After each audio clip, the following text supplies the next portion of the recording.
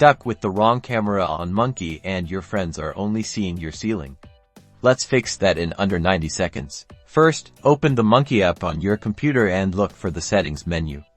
It's usually represented by a gear icon or 3 horizontal dots located near your profile or somewhere on the main screen. Click on it. Now, within the settings menu, find the section related to camera or video settings. The name might vary slightly, but it should be pretty obvious.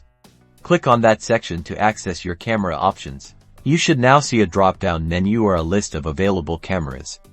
This is where you can choose which camera Monkey uses. Click on the drop-down menu and select the correct camera you want to use for your video calls. After selecting your desired camera, Monkey should automatically switch to it. Check the preview window to make sure it's the correct one and that your video feed looks good. You might need to restart the app for the changes to fully take effect. And that's it. You've successfully changed your camera on Monkey. Now go have fun and connect with your friends.